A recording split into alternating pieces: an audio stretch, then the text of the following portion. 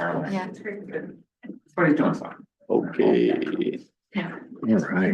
Give that a Wow, look at the second. crowd. It's great. That's a Jane Harden. The crowd.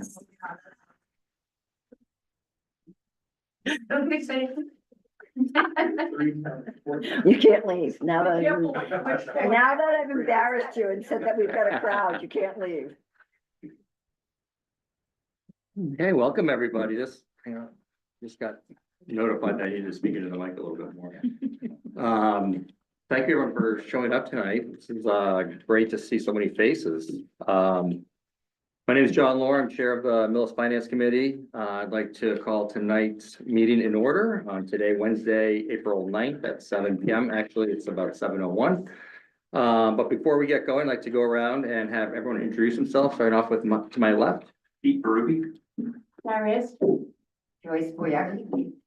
Mike Crown. Kathy McGinnis. Kim Zorowski. Jody Garson.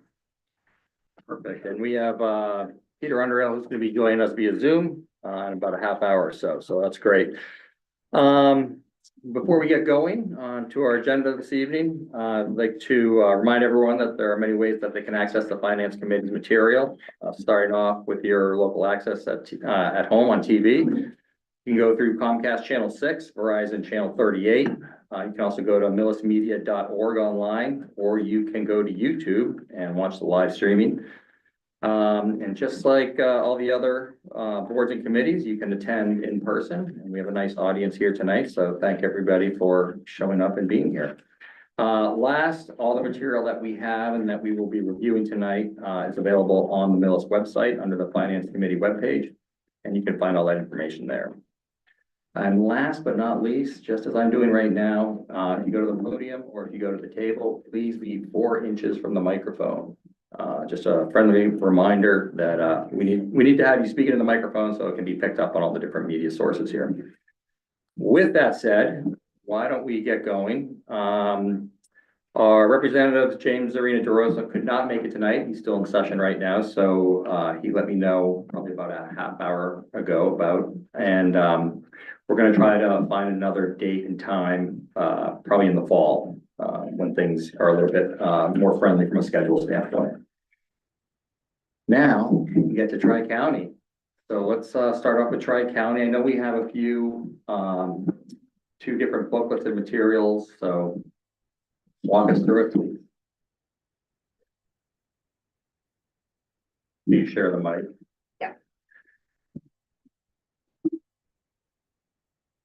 I'm gonna hang out in the back because they are the people with the details you most need. Okay, sounds good. You can stay over here, that's what I'm like, this mic if Okay. you need to. If I need to speak, you're right. Okay. Good evening, I'm Karen McGuire, Superintendent at Tri-County. Thank you very much for asking us to come here to the town of Millis. And with me this evening is Dan Haynes, our school business manager. And Dan will go through our budget documents where we just had the Tri-County School Committee just approved our budget last month. And so we're just coming around now to make sure that everyone gets the information for your town meetings. We had a meeting with our town administrators last Monday and went through all the details of our budget and the financing for the school building project at that meeting as well. So, Dan? Hi, everybody. Great to be in Millis. Everybody has a copy of the document that I distributed earlier. Fantastic. Yeah. Thank you. You're welcome. So I'll start on page 3, and the page numbers on the bottom right, they're very lightly shaded.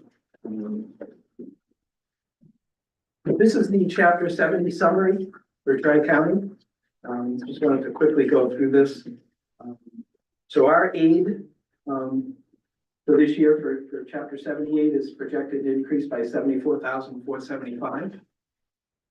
The required district contributions, the required contributions of each of our member towns is going to increase by 1.6 million. The increase in our net school spending during this fiscal year, fiscal 26, 95.7% of that will be paid for by the towns, and only 4.3% by the state. When we look at chapter 70 as a total, it's about $7.3 billion statewide. It's a $422 million increase over the prior year. 20 districts received 73% of that increase. We, like, and of the other 231 districts, only receive a minimal amount that's set by the governor each year. And in the budget, that's $75 per pupil. That's where the 74,475 increase comes into play. So that incremental increase in chapter 78 doesn't go a long way in our budget. So to illustrate, I just actually on page 4, let's just talk about the required minimum contributions set by the Commonwealth of Mass through chapter 70 formula based on the town's relative wealth. So you can see the fiscal 25 enrollment numbers of 942 is broken out by our 11 member communities, and then in fiscal 26, 993. That's a change of 51 students increase from the prior year. Now that increase, as far as required minimum contributions go, is that 1.651624 that I talked about. And you can see how that increase is impacting each of the communities with the increase in students. Millis had the largest increase in students during this past fiscal year, 11 additional students in our cohort. And that the state has determined that allows the town to pay an additional $213,047 towards the Millis assessment of the Tri-County assessment. Okay, We only had one town with a decrease in students, Walpole. And they had a decrease in their required minimum contribution that followed along with that decrease. So on page 5, I've showed this illustration many years. This is a 10-year look. The green bar in this chart is chapter 78. It's pretty flat. That's the minimal aid. We are held harmless as a district for our state aid, so we receive the minimum amount set by the governor. The blue is the assessments to the towns. And you can see that that increases dramatically, and that's increasing with our budget because state has determined that the towns can pay 95% of that.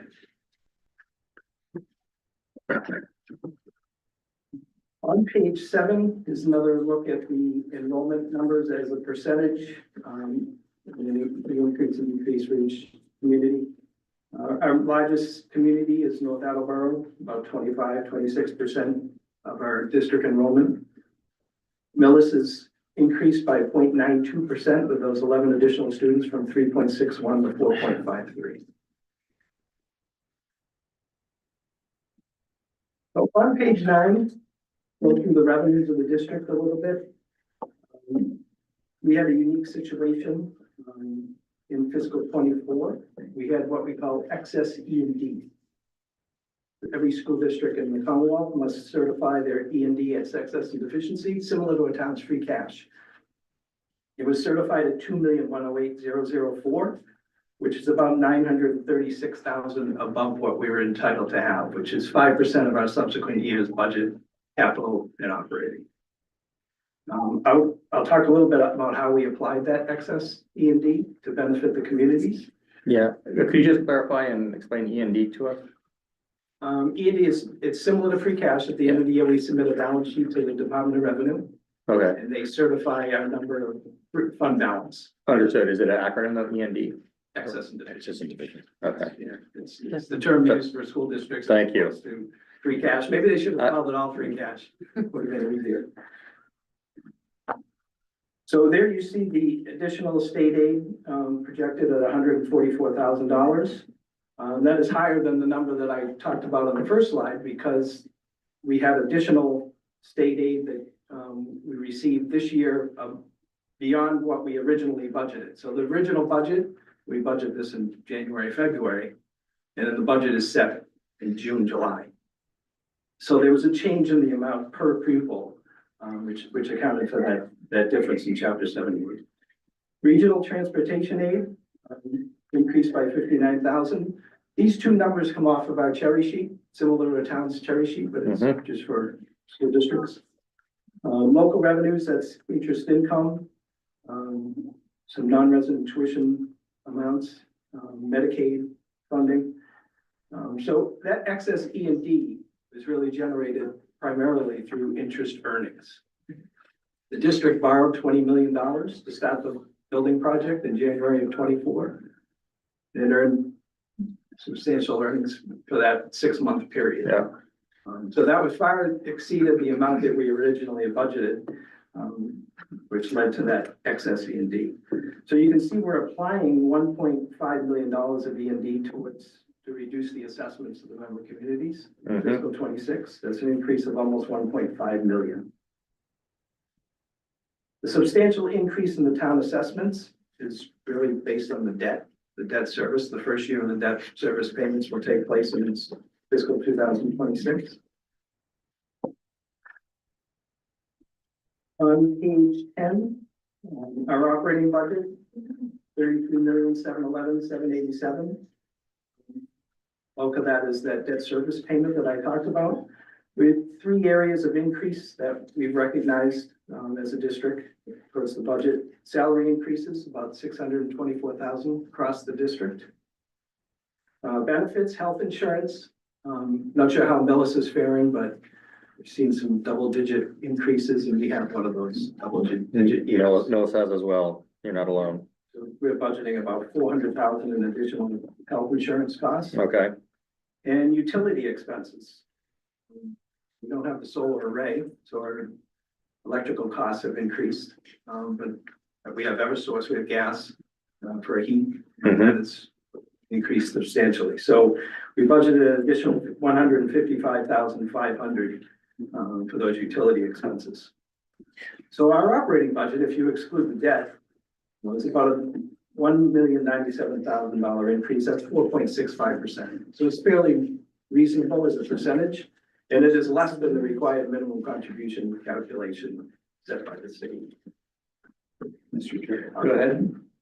You take some questions over the other here. Yeah, go ahead, Pete. Mr. Haynes, real quick, you mentioned that, on slide 10, you said that your pupil services budget increased by 600,000, but I don't see that figure on here.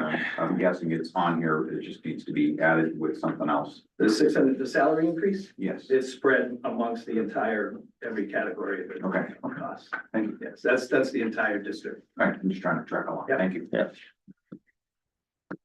So the debt issuance, I think maybe I've talked about this before, but I'll just go over it again. January 7th, 2025, we had a bond sale. Are we on page 12 You're now? on page 12. Yes. Thank you. Yeah, go ahead. On OPEB funding, what's the total OPEB liability at this point for that? Our OPEB is about 22 million. We have an OPEB trust. It has somewhere in the vicinity of 2 million, depending on where the stock market is today or yesterday. Today, it's good. Today, it's good. That's your liability? That's what we have in a trust. It's what you have in the trust. And, We have about a 23 million dollar. okay, and is that in excess of what you will need, or is there a deficiency anticipated over time? Well, we're gonna continue to fund our OPEB into the trust at $150,000 a year, but that will not make up for that. Right. Sure. And are you is it the Norfolk County? Is it your own retirement fund, or is it Norfolk County? We're the Peacock, Oh, Fulton okay, County. okay. Okay, thank you. So on page 12, thank you for getting me on the right page. The district sold 140 million in school bonds. We had 6 bids. We had a low bid of the true interest cost of 3.9899.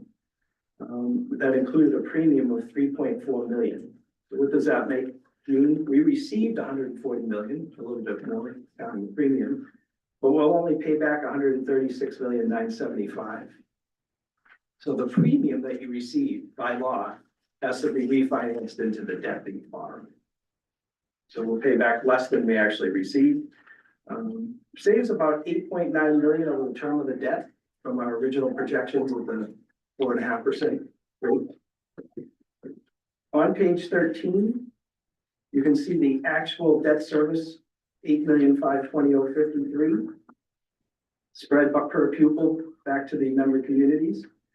Our excess E and D that I talked about that we had in 2024 is 936,000. The school committee took a vote to reduce the debt assessment for the communities by the amount of that excess E and D. So the net debt service for fiscal '26 is what's being assessed for the member town. So we applied almost $1 million of excess E and D towards the debt assessment to the communities. So let's talk a little bit about the Millis metrics. There's a chart that has the Millis Foundation enrollment. Does everybody see that? It's 10 years. Yep. So it's come up from a relatively small number in 2017 of 29 students to a high of 70 in 2021.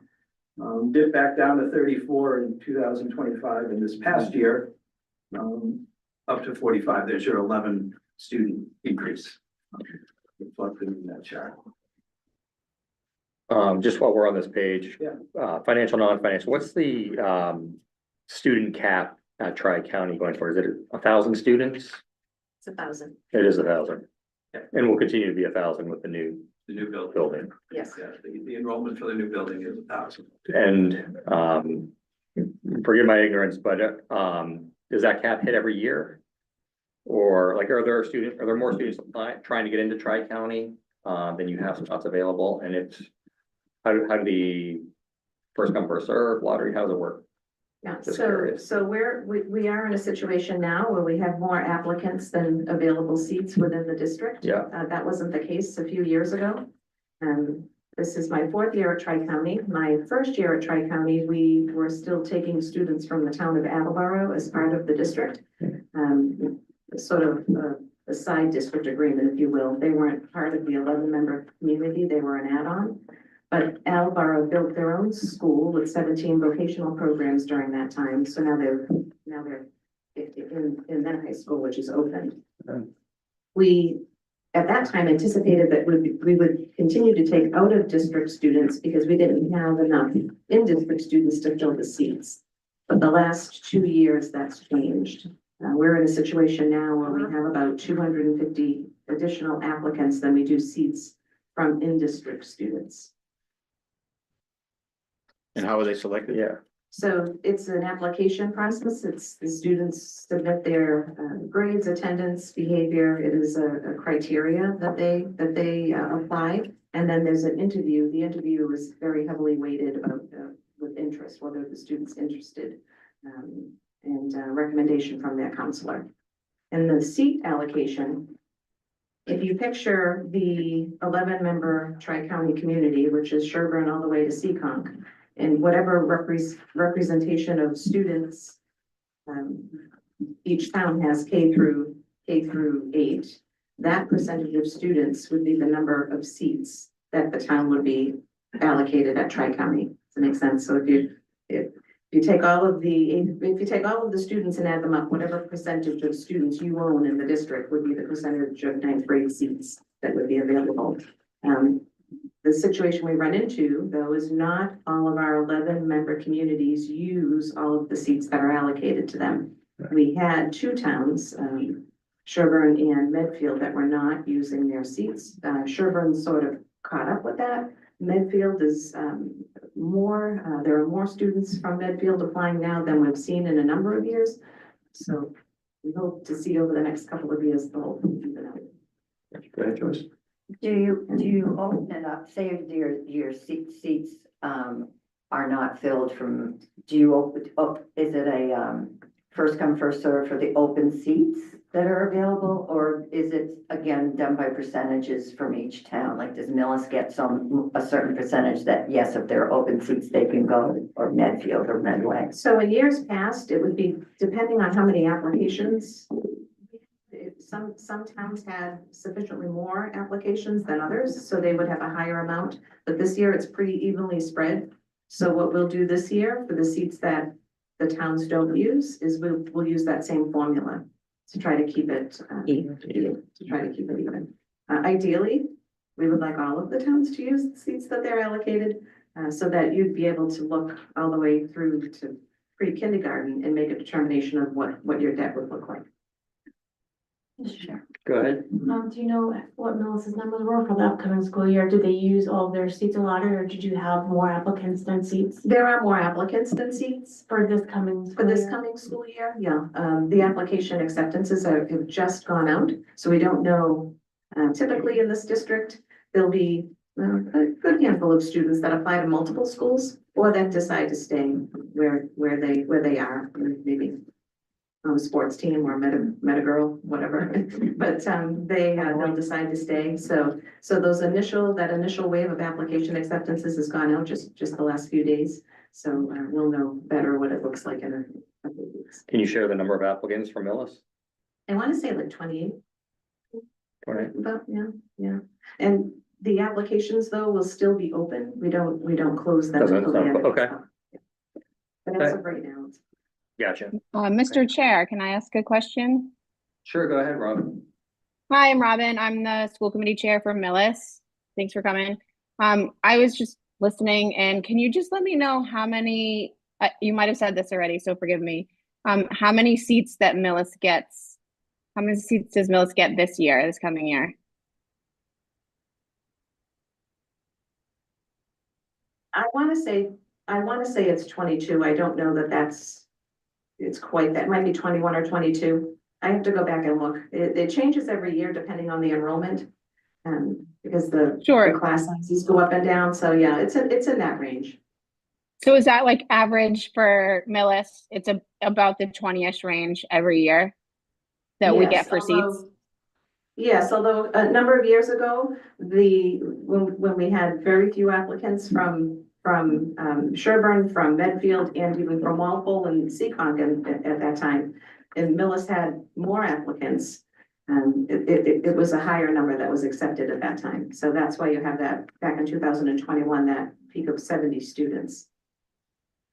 Those Okay, are thank you. response from other towns that we used, Millis, the town is. Thank you, Robin. Yep. Go ahead. So the allotment, or let's put it this way, are we talking about allotment for the freshman year, Yes, right? So there are 28 spots for the freshman year. 20 something, yeah, it's not 2028, I don't think. Okay, Yeah. and the total we have in there right now is 45. So I take it, and you said there's an abundance of applications to the allotment for Millis? Are there more applicants than spots for Millis? For all of our towns, with the exception of Medfield, there are more students applied than there are allotted seats available. So are we on target, if we extrapolate this out, are we on target for like, I mean, 120 students? No, you'd still stay, I would say, in the, Well, if we add them each year, you know. well, if that's we got- the total this year. So, Right. so if it's 22 students, if that's what was last year's? Times 4, You have 25 applicants and 18 students. Yeah, so 18 came. So of the students we accept, a number will turn us down. Yeah. Right, and then we backfill with others, so. so total enrollment for all 4 years right now is 45. Total enrollment right now, 2026 is 45 students. What's the grade The 9? junior class only has 9. The your Okay. junior class is very low. Yeah, so this year's grade 9 students is like 22. But that's your question though, right? The Yeah. increase over Yeah, and time. your anticipation for a shiny new school, are we really anticipating Westwood meeting their allotments each year? Have you thought, I mean, have you guys been Millis. thinking about that? Millis, I'm sorry, Millis. He does it all the time. I do it all the time. Yeah. I say Live somewhere 38 Yeah, years and get out of your head. I was at Southeastern up in, for 23 years, so I do. So for that. Boston, how would you- Yeah, so, yeah, there are a few things going on right now for vocational schools, there's a lot in the news, so for some of our towns that ordinarily wouldn't have considered a school like Tri-County, we had a reputation for a while of not having academics, which is not real. But some people in some of our towns thought that was the situation, but it's not. So we are seeing an increase in some students from towns that ordinarily were underrepresented. So to your point, with the new school, I think that we'll see, and from my experience being at a newer school and then coming to Tri-County, you do see an initial bump and then it sort of settles out. But for all of the towns, not just, it wouldn't just be explicit to things. Perfect. Thank you for explaining all that. Just, it's good to understand the metrics behind the financial numbers, so I appreciate And it. it is confusing because it goes all the way until the end of August, right? For the students to change their mind, make up their mind, apply, and it does shift. Yep, Okay. yep. Continue with Go back to the presentation. Presentation. Yeah, what 16? Yeah, we can talk about the local contribution across districts. You may have seen this, that this is townwide. So this is the Millis Chapter 70 apportionment sheet. So you can see that Millis Public Schools themselves had an increase of, from 1,086, so actually a decrease of 5 students, but an increase in your required minimum contribution towards those schools. In Tri-County, an increase of 11, and the $213,000 increase that I already talked about. So, I mean, what they say is the dollars follow the students. But this is a wealth-based calculation, as determined by the state. On the next slide, this is an analysis of the assessment increase for Millis. So again, 11 additional students, state determined required minimum increase of 213.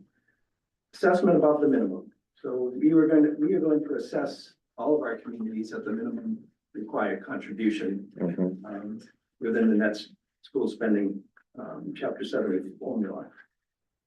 Net transportation assessment, that's our transportation costs less what we anticipate being reimbursed for. Apportioned to all the member communities, that's 20,000. And the debt assessment that we talked about, we looked at 348,062 as adjusted by the excess E&D. So the assessment's increasing by 573, 318,000 of that is debt. Got it. And I think we're good. Okay.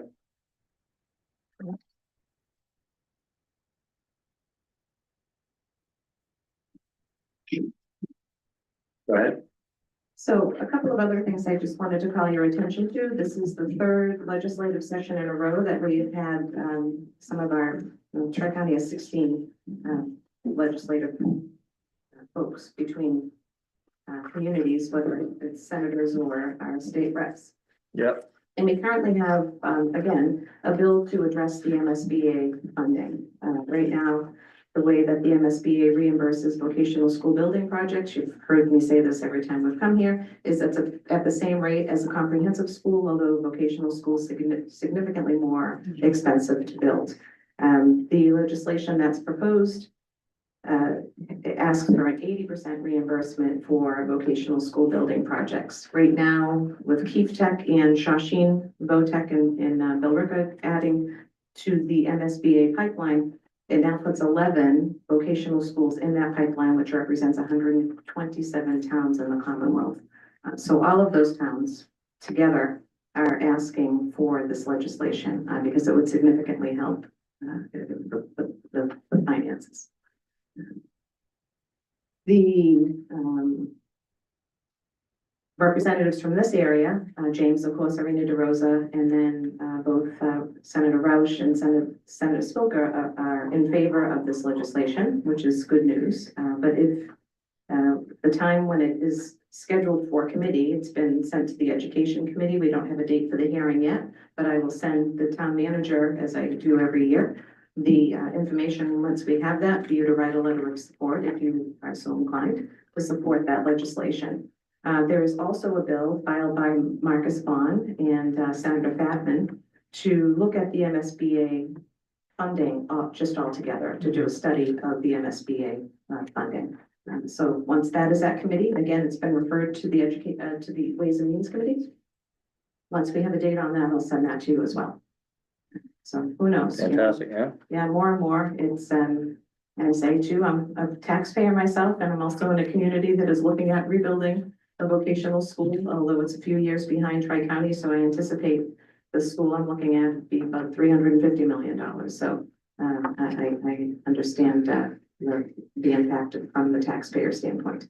And we'll continue to work at this, and hopefully we can get some momentum this time. Agreed, it'd be helpful for everybody. Any other questions? Could you give us, Mr. Chair, could you give us maybe the 60-second rundown on how your construction's going? Yeah, It's so lucky. it's mucky and muddy at this point. We were delayed, so this is another reason why we were able to, or why we had the interest that accrued, because we were delayed by a few months with conservation. We had a solar array that was up behind Tri-County that we had removed, and when we removed it, there was a disagreement about what we were calling puddles and I can imagine. wetlands, but our position was that man-made wetlands aren't real, there was a runoff from the solar. So that went back and forth for a while, and we were able to come to an agreement with it. And we now have salamander crossing signs as part of the project. And we had to shift the building over about 20 feet. But we were able to move on. So we're holding our breath with the tariffs, hopefully, because our steel is now heading to process, and it's processed in Canada, so coming back across. That would be, $2 million that we weren't anticipating, but with our contingencies, we're hoping, but we're ahead of schedule and on budget with it. Yeah, it's moving right along. We anticipate opening September of 2027. And, I'm on the website now. Do you provide updates to the website, the tricountybuilding.com website? yes, so Okay. there are videos that do an overview of the project. Yep. We have a time lapse camera that's on the back of the school, so we'll be putting that up. I would say probably by the end of next week, the new time lapse that we have. And yeah, everything's available there, all of the communications and the meeting notes and everything is Right. there. Cameras for the salamander crossing? We'll see about that. The students designed the signs, and we had a big school-wide vote to pick the best sign, yeah. So, Right? Mr. Chair, Yeah, go ahead, Cass.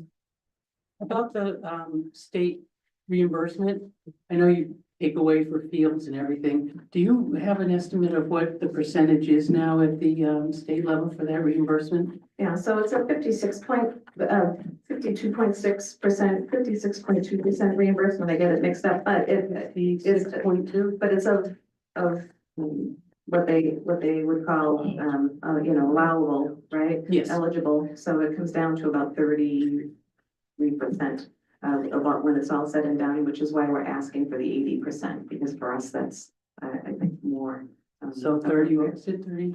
33% of total cost, 56% of the accepted items. And this is what I mean by the difference between a comprehensive school and, when you talk about classroom space, we reimburse that square footage amount, and when we have to build a medical and dental lab line them with lead, that's a little different than an English classroom, but yet it's reimbursed at the same price square foot as an English classroom. And then things like the library and the gym, locker room space reimbursed at half of what it would be in a comprehensive school, because our vocational, the MSBA position on our vocational school is that we wouldn't need the library space or the gym for all students, which is not real. But Mr. Chair, one last Yeah, go thing, ahead. sorry. Yeah, that's all right, good. But, the, 4.6% increase that you've had, that's pretty remarkable considering what your school offers and all the courses compared to what's around nowadays. So, it's obviously got a really sharp pencil. So on behalf of me as a taxpayer, I thank you for that. So he's an auditor before he was the business manager, so. It's like, can't help it. Did you do work on It was this? good. Yeah. Well, thank you very much for coming down tonight. I know it's taking time out of your day, but appreciate the update, and that things are relatively on track, even with the salamanders. Thank you very much. Jane, do you? Do you, oh yeah, I'm sorry. I also would like to express my deep gratitude for both of these people who came here tonight, because they have all the numbers and the information, and I just want to thank you again. And I am telling you, they work incredibly hard. And you would be amazed at what goes on in our school committee meetings. It's quite impressive. And then the subcommittees that many of us are on in addition to that. So thank you very much. What subcommittee Thanks, are Andrew. you on, if I might ask, Mr. Chair? I In case am we on have an interest. policy and legislation. Great, thank you, everybody. Thank you for coming.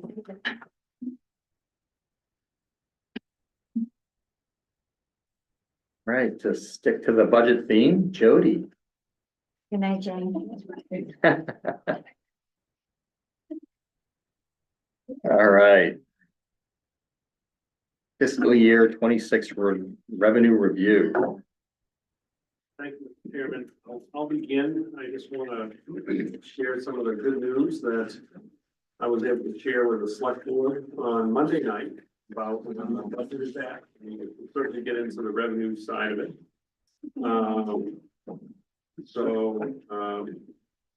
And then later we're gonna get into the articles, I believe, that tell me what there's been a few changes. Correct. There's been a few changes to those articles, so I will touch upon those a little later.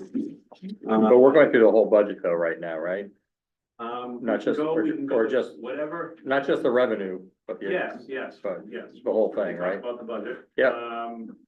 So, I just want to start with talking a little bit about, the fact that we were successful in, managing the budget in a way that we were able to meet the school committee's request for their, level service budget.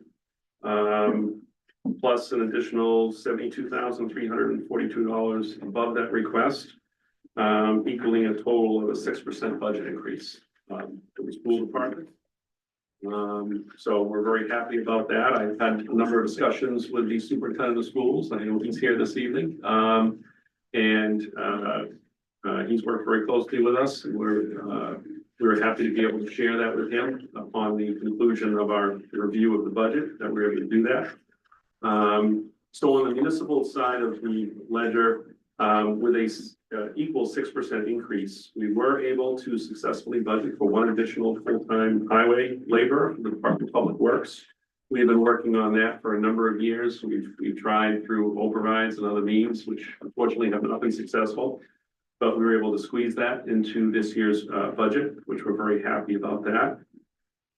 We were also able to really right-size two positions, two department heads in the SAIU, that really the last two department heads that weren't at full staffing level.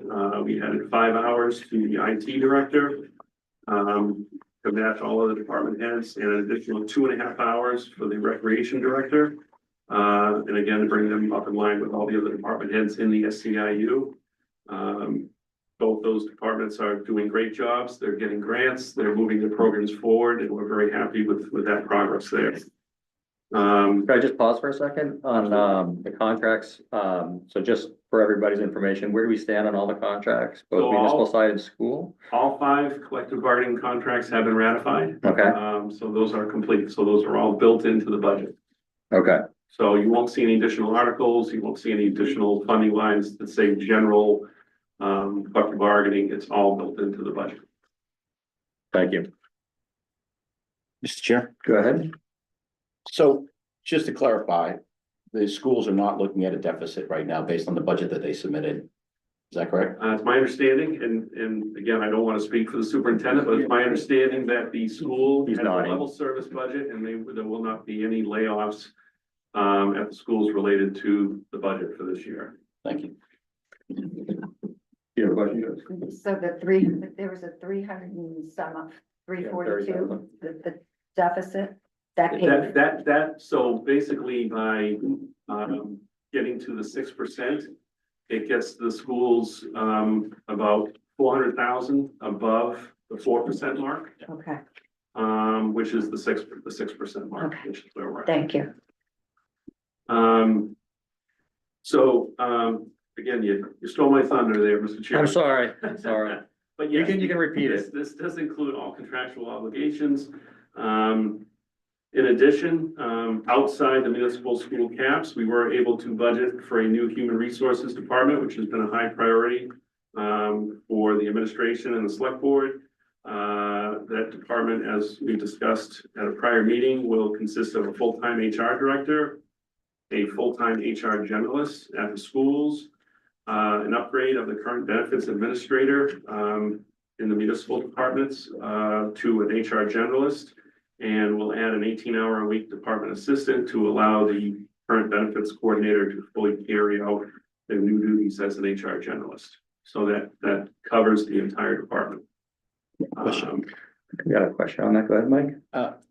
So with respect to the money that we're obligated for Tri-Valley's construction, which obviously we didn't have much of last year, that's also been factored into the operating budget for this Yeah. year? It has. It's actually located in an article in the annual town meeting warrant, so we'll get to that. Okay, but if that warrant doesn't go through, If that warrant article doesn't go through, we have problems. thank you. Mr. Chair, Go ahead. I might just, do the, signed contracts, Mr. Kaczynski, include a health insurance buyout option yet? They don't. What we've had discussions with every union, and every union has indicated that they are accepting and would welcome that discussion. And we do plan on having that discussion this summer. And that is dealt with a little differently than regular union negotiations. We meet with something called the PEC committee, the Public Employee Committee. And that committee is made up of representatives of each union as well as retiree. And they review data from the town. We have meetings, and then those individuals go back to the unions. And if we have a majority vote, and that's majority membership. So it's based on how many employees in your group. So the school has about a 52% majority, the school teachers. So that union is pretty much the driving factor in that discussion. But we do want to meet with everyone and get buy-in from everyone on any changes. So we will be looking at not only the opt-out over the summer, and that'll be one of the first jobs of a new HR director, is to work with us on that, but also to look at shopping around for other insurance. The town has been on GIC insurance since towns were eligible to join GIC, which I think is about 10 or 11 years ago. And this year, their increase was around 11%. Some other private outfits were less, some were more. I've heard anywhere from 5% to 18% on various towns on health insurance adjustments. So we do want to go into that work and looking at other options moving forward. So again, it's another opportunity for a lot of savings in working with new human resource staff and doing that research. Thank you. Karen, do you have something to I add? was just gonna add that if they were interested, looking at the memorandum of agreements, they're all listed on the select board's page of the website. On the left-hand side under union contracts, you can look at the ins and outs of what was agreed to. Thank you. And over the next few months, we'll incorporate those into the base contracts. It just takes a little time to do that. Okay. So that covers most of the 10,000 foot overview of the budget. We can certainly, after we talk about the revenues, we can go through any of the other documents that you receive. Just to give a quick overview of the revenue picture, and then I'll let the finance director add a little color to my comments afterwards. Mr. Chair, Yeah. sorry, I've been trying to interrupt there before. Oh, I'm sorry. I didn't see you. I apologize. Go ahead, Jody. So with these new positions that have been added to the budget, will the amount that you have here for employee benefits be sufficient to cover those new employees? Yes, we did figure in the new employee benefits, and for the department, it's really just two.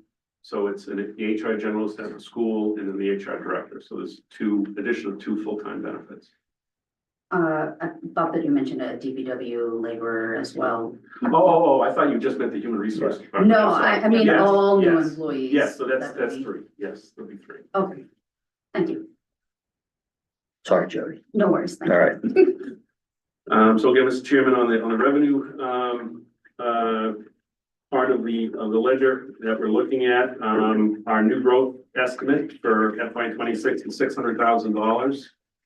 That is declining a little bit. And the ebb and flow of business and new growth, we always track that. We keep in close contact with the town assessors to make sure that we're being conservative enough, and we feel that that number is conservative. We do have a number of potential projects moving forward, but we're going through a little bit of a lull, short-term lull, so we want to be just cautious. We're hopeful that in the future year, that will go back up. But that depends a lot on the national and state economy. Is that 600,000 growth on any of the handouts? Or is that just, It's just on my memo that I Okay. sent out to the committee, okay, my email. on the email itself? Yeah. That's right, I just didn't know if we should be looking at something on the document. What's the primary driver of the growth, you know? It's mostly residential. We do have some upgrades to buildings and things like that, but as far as, base construction, it's mostly residential. Mr. Chair, Go ahead. just an FYI, I checked last week with the planning board and there's nothing on their docket for any sort of construction or anything, so I think it's telling. Yes, so that's certainly why we're taking a more conservative view on the new growth aspect than prior years. We have estimated much higher numbers than prior years when the Glen was being built and other things were going on in the community. Sure, absolutely, a lot of other things too. But we do Okay. currently. Branches. We do currently have growth going on now, though. It's not that we don't have growth. We have construction going on. I mean, I see it. We do have some approved projects that are being worked on, but there is a little bit of a lull in new projects coming forward right now. I mean, it might have something to do with the uncertainty of the times. But you know, we're hoping things settle and that improves, but again, that's why we're taking the conservative approach. And on the looking at state aid, unfortunately, state aid over the past really 8 to 10 years has been relatively flat. We expect the same for next year, and we expect either, whether you say an increase or decrease, that's probably less than 1 or 0.2%. It's very small, so it'll be virtually the same. So we're really not making any progress on any state aid, which is one of the big cost drivers that you see in us trying to keep up with inflation and other pressures. Is that we historically, before that time, we could count on a considerable increase in state aid every year. And for the past 10 years, it's really been on the backs of the local taxpayers to cover all increased costs. I mean, essentially flat. Is that on the offset, the 272,000? That sound about right at the end of the budget? Actually, Or is that a different number? that particular number is an offset for school choice in the libraries. That is money from the state that goes directly to those departments. Oh, okay. Is the state aid number on here, or do you have that number? Absolutely. Actually, if you don't mind, I'll kind of talk about the revenues just a little bit. Yeah, please do. Yep, So, yep. Just to provide some framework, generally speaking, with regards to revenues and how the town collects revenues. The 4 main areas are raised through taxation, that's the levy that we talk about. Yep. That's comprised of the prior year's levy, plus new growth that's captured. Last year, we captured 955,667 in new growth. We add 2.5 to the base factor, and that becomes our new base for the next year. So when the town administrator was talking about, you know, the new growth that we're estimating for this year, we take the base factor, add the new growth, plus any debt exclusions or overrides, and that becomes the total amount that you can raise through taxation. So that's bucket number 1. For Millis, that makes up about $35,839,000. The next area that we focus on is state aid. That's the second bucket. That we receive about $6.8 million from the state to support our budget. The next area we look at is local receipts. Local receipts are comprised of your motor vehicle excise tax, building permits, license fees, any pilot agreements, which would be payments in lieu of taxes, any type of intermunicipal agreement that the town may have set up. That becomes another revenue source for the town. And finally, we also have a revenue source that becomes available resources from other areas of the budget and or other areas of the town. So for example, this is where your indirect costs come. into play. You also can have, revenues transferred in from other funds such as ambulance receivables, or maybe special revenue funds that are on the books for the town. So between these three sources, the levy, local receipts, and state aid, as well as those other available revenue sources, that becomes your gross available revenues, that are used to support the budget. So, for this year, the major difference, I would say, between this year and last year is our ability to do a little bit more analysis around the local receipt portion of how we've budgeted in the past. And been able to take a little bit more pragmatic approach to looking at 5 and 10 year averages of what we have received for local receipts. And have been able to build up that estimate a bit more in order to support the budget in such a way that we were able to mitigate any, critical impacts to both the school and the town budget through supporting the operation, with that revenue source. You'll see the impact of that is that potentially down the road, you're not gonna have as much free cash. So that being said, $3.4 million is what we started the fiscal year with free cash that was certified from last year. So if you think of it like, we kind of saved that for a rainy day, we're using it for our operation. So we're still gonna have some free cash through the same mechanisms that we would previously by, not being super aggressive with our revenue estimates, but being pretty practical about what we can anticipate receiving. And that way, again, we can fund the necessary pieces of the budget and avoid those critical components from layoffs and things like that. So that's really the big difference you'll see in revenue forecasts from last year to this year. I don't know if anyone has questions on anything I discussed so far. I'd be happy to answer questions. So in one sentence here, taxes have gone up, state aid's pretty much flat, and the other additional increases through the local receipts is what you're saying. Correct. Okay, Mr. Chair, go ahead. I don't know if recently, but I haven't, it's been quite a few years to see revenue forecast, the 5-year plan. Can you provide that to the board at some point? Absolutely. Okay, thank you. What does that show based on? Yeah, so I think, I think that you can get a little ahead of yourself anywhere beyond like a 5-year forecast, just because it's really unpredictable, for a 10-year look back, but I like to kind of look back 3, look ahead 5. And that should give you a good, barometer for where you've been, where you're going. And then we can predict through some other measures like a 5-10 year local receipt history, which I think was provided to the board. But if not, I can certainly get that. And that helps us predict, the reasonability of what we put on paper for future years. And I think that you'll also notice that within that, you can understand the percentage jumps from year to year. So if you look back on that particular resource, you'll notice that I believe it was in 2022, we had like a 25% increase in local receipts. And the major driver there was the cannabis impact, right? So you have the HCA funding through the budget, but that was, a 5-year window. So you're gonna see that drop off. So we have to look at both, 5 and 10 year averages to be practical about, what cadence we can expect for local receipt revenue on a going forward basis. But I can certainly provide that to you guys. Mr. Chair, I was just wondering, do you know offhand what you're forecasting in percentages for growth down the road? For new growth? Yes. Or revenue, the entire, just the revenue picture.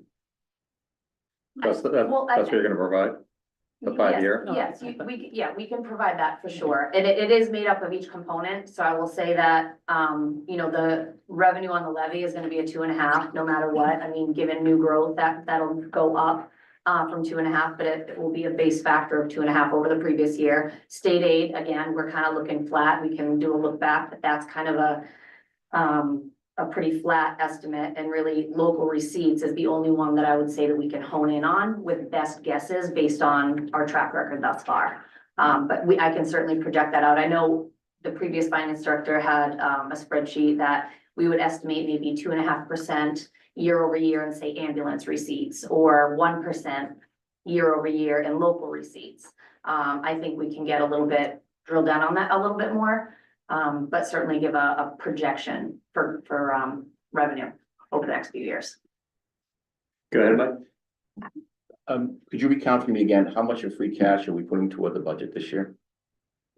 Nothing towards the operational. Nothing toward operational? Correct. We're not using free cash to support, the operational budget. The only free cash that we will be using to support it are the HCA funds that were specifically earmarked for particular things in the budget, and that totaled $182,909.51. And that's on the free cash summary. And that was one of the handouts, Yeah. Mike provided. So, a few things from the fall annual town meeting and the spring annual town meeting. Thank you. And, I think you just received another document, the new growth history, so certainly, you know, if you have any questions regarding that down the road, I'd be happy to answer that. I think it kind of paints the picture of the ebb and flow of new growth that towns experience. I mean, a lot of that was the Glen Ellen, as well as, you know, some of the other, residential construction, for the most part. Regarding new growth as well, our principal assessor has a really good pulse on where we are with our construction. I know, Joyce, you had mentioned, you know, we see construction going on, so how does that translate to new growth? And the short of it is, new growth happens over time in terms of we are able to capture a certain percentage of that value, not just from start date till, okay, the building is up, we have an occupancy permit and someone is holding a business there or living there, now we get to tax it. The town actually is able to capture revenue based on a percentage of the value of the projected project. So you're not gonna see, again, something 0 to 500,000 on the tax roll. You're gonna see that at 100,000, you know, just for the land and maybe a foundation, and then you're gonna see a little bit more. So new growth phases in over time. So where we all might see, hey, that new building, we must have a, you know, whole lot more revenue there. You're gonna see that that's been captured over maybe 2 or 3 years before it actually comes to full value. So the way that we project new growth is looking at open building permits, looking at where we are in those phases of construction, and then making, an educated, I don't want to say a guess or an assumption, but we get an educated number on what those projects are valued at and what we can capture. So by June 30th of every year, even right now, we have about $300,000 of, I want to say, guaranteed growth. So the other 300,000 is what we're projecting. We don't know what's going to happen, but we can reasonably anticipate another $300,000 between the next 6 months. And again, that's based on, it's a little bit of an art and science, based on what we do know for projects, what we can anticipate. And then we work very closely with builders to be able to actually have on the ground conversations to talk about their expectations and what they anticipate. You know, projects get delayed all the time. So we're able to get that real-time data to be able to help inform our figures. So I'm very confident with that being a solid number. And again, you know, if it comes in higher, then great. We don't want it to come in lower. So. Mr. Chairman, Go ahead, Jody. has that process changed for condominium projects? Because I know we had some challenges with Glen Ellen from when it became a construction project, because we weren't able to capture that value as a development project for quite some time. I'm not Yeah. sure with that. I don't know that I have the benefit of knowing what it was before versus now, but I can certainly look into that and follow up with you guys on it. I don't know if you have any. Certainly, yeah, we can certainly check with the principal assessor on that, but, There was some time when it was a development project, but those individual units had not more or less been parceled out yet. Right. So we couldn't capture the higher value because those tax parcels had not yet been Yeah, the land, identified. Yeah, I see. yeah. the land changed the value from a golf course to a development. Right, So that's what, Yeah, yeah, But it took time right. for all of those parcels Yeah. to come onto the tax roll. Recognize that. And in the meantime, we weren't able to capture any You of that probably increase. were stuck at one point where you Yes. could only capture up to, say, 50% of the value as opposed to a move-in ready situation where, At the time, it seemed like it was taking a very long time. okay. I'm not sure. It sounds pretty specific, but I'd be happy to look into that a little bit more. I just don't know if the laws have changed to be a little bit more flexible, for municipalities. That's a great question. I think we need to speak with the Rotary, our principal assessor, about that. And there's no doubt, I think the developer, like any developer would. Of course. Kind of delay the transfer as late as possible in order to save funds on their end. So, but we'll check to see if the law has changed that allows us to enact those additional taxes earlier. Because, I mean, that depends on the structure of a development project, versus, one structure versus another will benefit the town more versus another. And obviously, developers want to maximize their profits. That's why they're doing it. And I'm sorry, Jody, were you making the connection between Glen Ellen and the condos and complexes that are going up now? Well, it's just that the structure of a development how it's structured Yeah, can impact the town's tax roll. right. If it's one parcel that's being developed, then it's a little bit easier to say, well, now it's 50% done. Then a full development. Right, Yes. versus a development that will be parceled out. Of course, come on Let's have to our the resident podium. developer get up here, give us her expert. I think she'll correct you. Ellen Rosenfeld, 12 Evergreen, it has nothing to do with the structure. What it has to do with is the phasing, and as they come on, it's not really the parcel. If there's a building permit that's been pulled for, let's say, 10 units, everybody phases, right? Because you can't do 350 units at the same time. So you phase the buildings in, and as you progress, they come online, but it has nothing to do whether it's a condo or a subdivision of 35 homes. It's just how the developer chooses to phase it. Now, I believe that parcel was held up because of a lawsuit. Am I not correct about that? 2 lawsuits. Right? It held it up for quite a while. Yes. So, but as I said at my last meeting, in the old days, you used to get a couple of years before the town caught up with you. You could be living in your house for 2 years before the town caught up with you. Now, you post a sign on the property with a DEP number and you get a tax bill.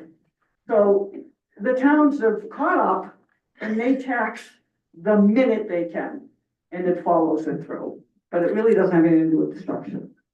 I think Millis has been good about taxing as soon Yeah. as the DP and ever since everybody. We become more efficient, it sounds like. Don't worry about that. Thank you for clarifying that. Mr. Chair. Go ahead, Pete. Jody or Mike, if you could you clarify for me, the note on the bottom of this table, which, is your 6%, and it's more the assumptions down bottom that I'm asking about. It appears that, we're adding a firefighter paramedic, position, and there's a note, on the same line, but not necessarily in parentheses. It says funded by ambulance. Can you please hold on until we find it? Sure. When is- Yeah, you got it. Oh, it's the other. Yeah, it's just some You color. don't have a color printer, so. I don't have that kind of Good. place. And so I'm curious, is the, Job opening. where it says funded by ambulance receipts, is that applying to just the firefighter paramedic position, or does it also deal with the reorganization of internal staff, which I believe is more of the HR functions that we're talking about? Actually, no, it refers to the additional firefighters, and it also refers to a slight adjustment to increase a lieutenant to a captain. I think it's about $6,000 or $7,000 there, and I'll go back and check that bill again. That's a But softball that's question. solely what, Yeah. that's solely what that would cover. Okay. I'm curious if, I think we have an ambulance reserve fund, and I would like to know how that fund is doing, and is it on track to fund an ambulance by the time we project that we'll need an ambulance? We haven't seen that in a while. We haven't asked for it, frankly, as far as I know, and perhaps, Chief Barrett covered this. I wasn't here. I missed a meeting, so a perfectly acceptable answer is for me to go back and watch the video. Thank you. Well, Take that off.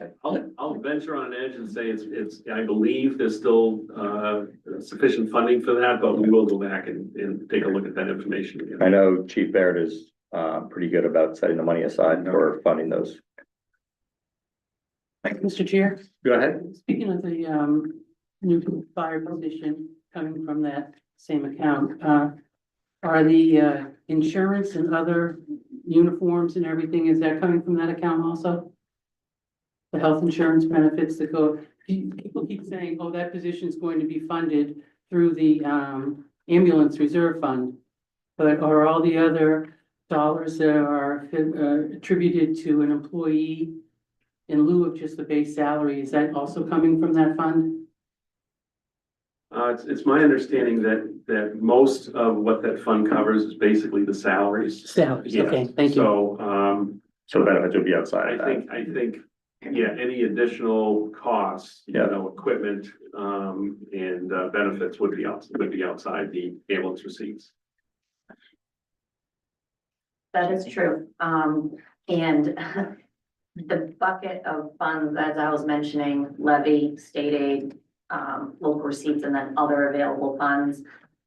When I provide the breakdown for you, you'll notice that there's a section that's transfer from ambulance, from the ambulance revolving. So this year that makes up about 957, say about, and then I give you an exact number, 957,673.50.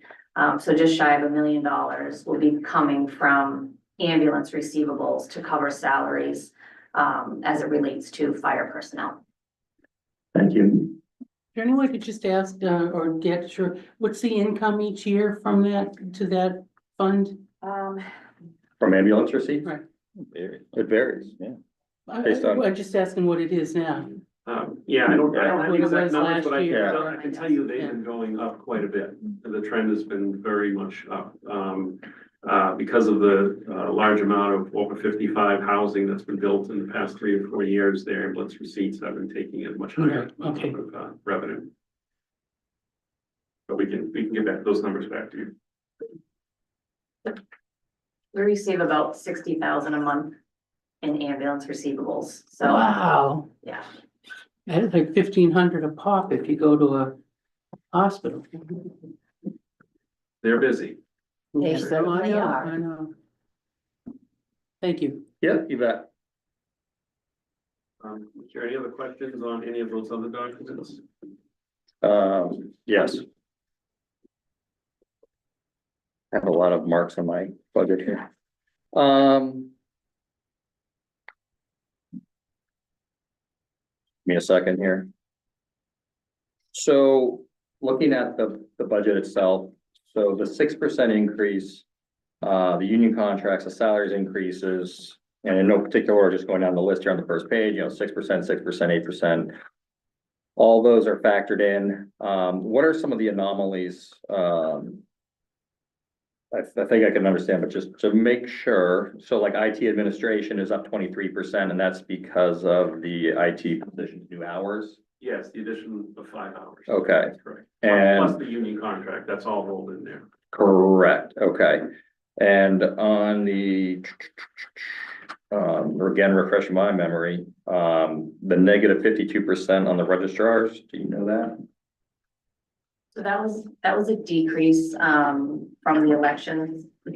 Sorry, Yeah, did you say registrars?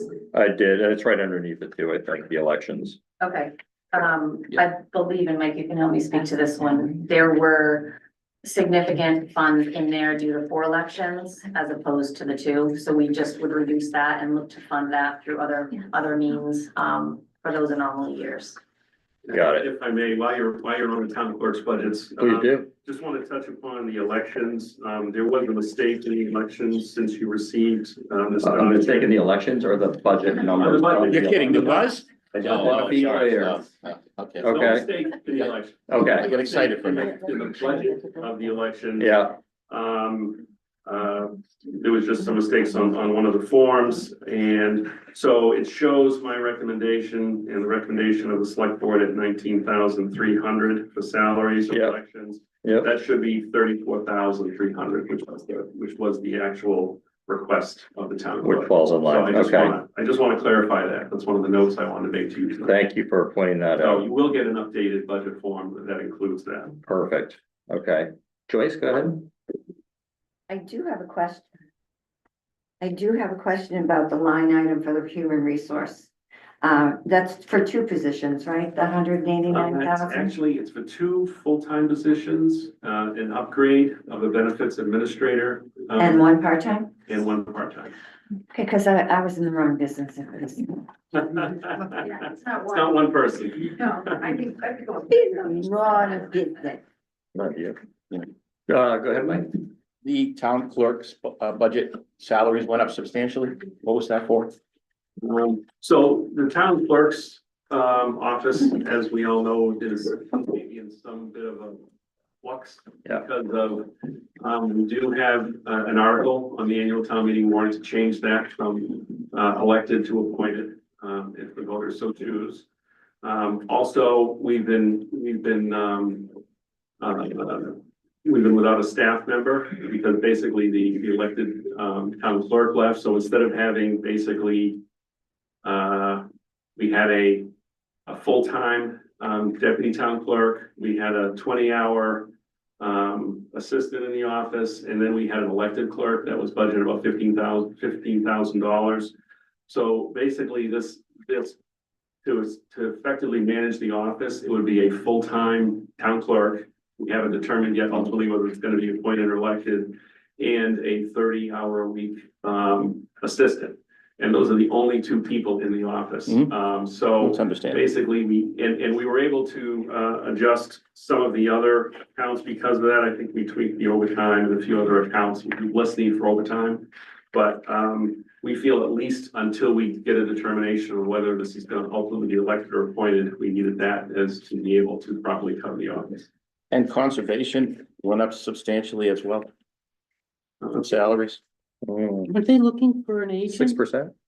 Well, it went from 19,000 to 39,000. Yeah, that, No. no, it shouldn't be 39,000. Yeah, Went Oh, from 19 so- to 20. I think, you're looking at. That's the rest of it. The variance is 20. It's Yeah. yeah, It says the 39,000, it was Yeah. 19,000. And it says 39. The variance is Request. 20,000. That's what I have. Look under the blue I column. thought they were looking. I don't have, Right away. I can't afford a color There you go. printer, so. There you Oh, go. yeah, don't look at the Requests. Don't look at the request line, look at the blue recommendation, because that's what's being presented to you. The FY 26 The- proposed. The 20,200? Okay, thank you. Yes, Yeah, I so there get was a request there, and I think, we still feel there's a real need there. It just couldn't fit into this year's, budget, but it's something that I have talked with Camille about and been in contact with, the Concom about making that change. We have looked into joining, another area town, but, that town decided to take a different path. But we are still looking at putting some funds in there, in an upcoming town meeting to, we've gone as far as we can with volunteers and occasional consultants. We've hit the point where we do need to look at some little more stable staff in there to help, Conservation Commission. Thank Speaking of volunteers, I just want to make sure on the finance committee line, our salaries went up by 0. I know. Actually, Kathy, I have numbers for you. So for the ambulance revenue, in fiscal year 21, I'm rounding 455,000. Fiscal year 22, 547,000. 23, 580,000. Fiscal year 24, 755,000. And for fiscal year 25, 873,000. And this is in the Chief Barrett's presentation. Thank you. Yeah. I just have a couple more questions just to verify here. So, can you just, on the next page, employee benefits, can you just talk about the 9.28% and some of the benefit increases that have occurred, not only as we heard from Tri-County, but here in Millis, and what the world is up against in terms of some of those expenses? Right, so I'll start. Sure. And, that is mostly our health insurance. Okay. And pension assessments. So, our pension assessment from Norfolk County this year went up 11%. We were one of the highest increases of all of Norfolk County in our assessment increase. That just has to do with the actuarials, at Norfolk County and how they go about this. It's unfortunate that we're hitting such a spike, which is difficult to deal with. We have, Jody and I have both attended meetings with the Norfolk County, Board and Executive Director, as well as, with a number of other managers, in Norfolk County to try to argue for a more gradual, increase to reach full funding. Right now, they're looking at full funding. They're shooting for 2032. The state requirement is 2036. So their desire to meet that funding goal earlier is driving those higher increases, and we've asked them to reconsider that approach. Up to this point, we've been unsuccessful. We're gonna keep in contact, keep a dialogue with them to try to, make some more level change from year to year. I will say that this was the highest increase for the remainder of the term through 2032. I mean, there's still some decent increases in there, but none as high as 11%. So that was a particularly big hit. So are both 11%, his pension was 11% and health was And health 11%? insurance came in around 11%. Okay.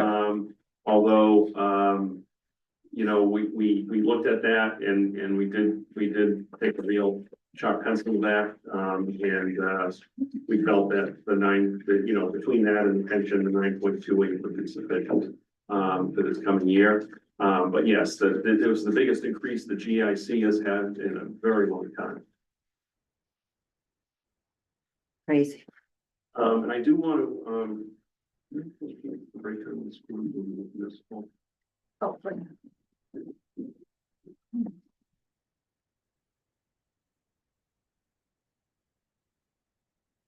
So, I won't really sit down.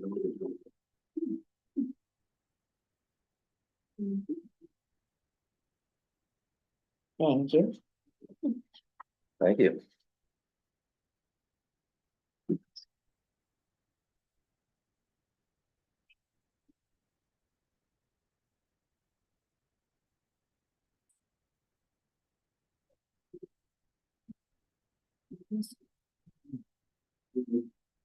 So the select board after a meeting on Monday, and they had talked about this a couple times in the past, but they'd like to break out the town and school health insurance costs so that we have one in the budget here for municipal. So just to clarify, this is only health insurance. Only health Okay. insurance. Yep. And then one would be basically listed under one of the school budgets. Yep. Really so that we can kind of track the use of health insurance. And, if the town is able to, incentivize people to get off the health insurance, it might provide additional budgetary funding for the municipal departments and vice versa for the school. Through a buyout. Through Yeah. through buyout or through how positions are structured. It is a delicate balance. It is, and you never know. I mean, someone could lose their job and they switch over to their spouse who's an employee, town Right, employee. so there are certainly, avenues to try to curtail, the benefits. Certainly, the benefits are a big draw for a potential employee.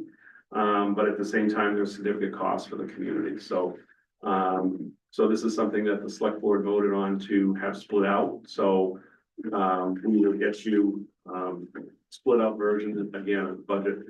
We'll send those out to you shortly. Go ahead. Mike, in the contract negotiations, was the split of the town share of the insurance brought up as a factor? It was mentioned, but it wasn't something that was seriously considered at this time, but it's something that we will be looking at going forward. Again, I think we're gonna do some studies of other communities and find out what the trends are. And, look at proposing that down the road. What is the current split? It's 70-30. 70%? 70% Town? town and 30% employee. I think there is one plan There that's are a couple that are 50-50. 50-50, but. Some of the more expensive plans are 50-50. Yep. There aren't many people on those, but yeah, so I just wanted to provide that to you as part of the. Thank you. Information this evening. Go ahead, Jody. So for school retirees, do they go onto a state retirement program versus staying covered with Millis? Because here you have 127 active employees, but you don't mention any retirees. Yeah. Sure, so for the sake of splitting this out, the active employees, 66 on the town side, 127 on the school side. We have 186 retirees across the board. Oh, And the way, Including schools. including school, Oh. so it didn't, okay. it was very difficult to try to split out, well, you retired from there, and you retired from there, and you were before 08, and you were after 08, and so there's like Okay. 4 different plans that include retirees. Mhm. And so at the end of the day, this is intended to be able to help manage active staff, Okay, and the retirees are already retired, and so we have their, the overhead of that no matter what, whether it's on the school side or the town side. So I kept it on the town side. I think it's important to note that because it looks like we have 3 times as many Town. town retirees as we do employees. Oh, I and see, no- total, like, for Yeah. retirees. No, Yeah. that makes total Exactly. sense. I can even potentially split that out. And the into a num- whole line. I would School, probably. That would be- town, and then retirees, I can do that. I think that'd be a great option. Yeah, because I was gonna ask the same question. Yeah, And then you'll see, the only other thing I wanted to They're not even mention. alive. The people that are doing the math in your head, you know, we keep talking about it being an 11% increase, an 11% increase, but you see 9% over here. And really what that came down to is us, you know, really needing to look at what we had in that account. And we had a little bit built in for those reserves to be able to handle any changes during open enrollment. And so it just, we had to kind of sharpen that a little bit and say, well, how many plans can we keep in there as extra, if you will? So really reserved for open enrollment. I split that out in here that you guys can take a look at. So that will account for the new employees that we've talked about, as well as any potential changes, to our enrollments.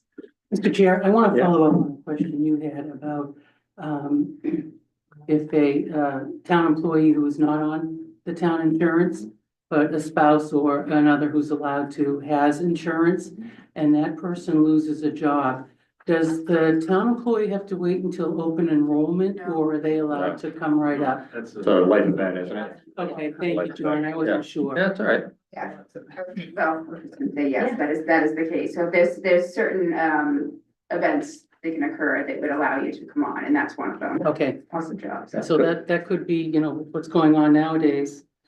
It Yeah, could we've be- actually, it we've could had be quite a few increased, that yeah. has happened, even recently, we're in the middle of open enrollment right now. Right, I haven't seen a lot of change yet, maybe we would quite a bit because everything went up so much, but so far it's been sort of quiet. When does open enrollment end? May 3rd. May 3rd. Joyce, do you have a question? I do. Thank you, Karen. Thank you, that was a good explanation.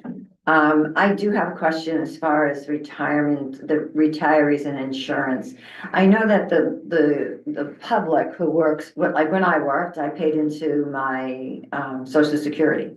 I'm not sure how the municipal side and the schools do it, so I apologize for not knowing. However, do these folks that retire, have they paid into a retirement, their insurance fund or like social security and Medicare? I get Medicare and social security. For the teachers, it's NTRS, isn't that correct? Not teachers retirement system. So it's like social security, but for teachers. So they paid into it. Correct, So then they get it. correct. Okay, and how about their insurance though? Their health. Sorry, Karen, again, Yeah, sorry. go ahead. So, right, we're paying into the, pension system.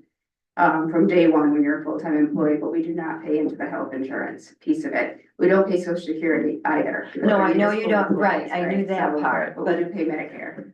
okay. So can Once you get, once you turn 65, if you go on to Medicare, you do Medicare Part A and B. Yeah. And you can just get a supplemental plan, thank you.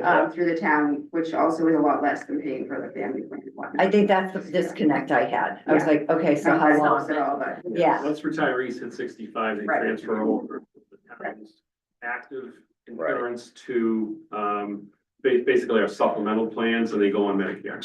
So these 186 retirees are covering health insurance Right. from a period of time till age 65. Correct. And and the supplemental. And the Supplemental supplement, thank plan, you. yeah. And that's lower than this. It's, Oh, yeah, much a lot. Yeah, way yeah.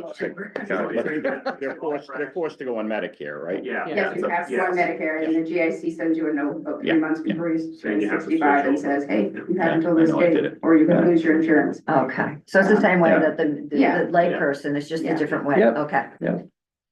Having not been a municipal or teacher, You're an interesting animal. um, In more ways than one. That's right. Go ahead, Mike, or you, do you want to continue, or Jody, either one?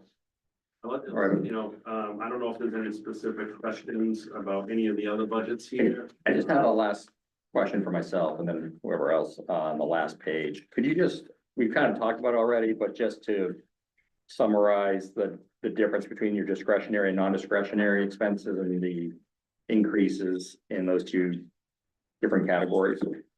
Yes, so on the 4-page budget sheet you have, everything that's, I think they have one that's highlighted. So everything that's highlighted in yellow that has a line across it, human resources, debt service, general insurance, employee benefits, tri-county school, those are all non-discretionary accounts. So those are all things that are paid. They're not subject to the 6% cap that is in this budget. Those are the non-discretionary items, because just like the health insurance, we can't say, sorry, we're not gonna pay them, you know, the 9.5, all we have is 6, so we really don't have a choice. And I think I'm quoting the right lines here. So the non-discretionary increase is 11.8%. And the discretionary increase is 5.93%. That sounds right. Yep. Mhm. Other questions? I just, when's the time to revisit the, human resource position? We're gonna talk about that in a minute. Okay, thank you. Yep. Jody, go ahead. Is the budgets for the sewer, water and stormwater enterprise funds, are those still pending? Yes. Okay.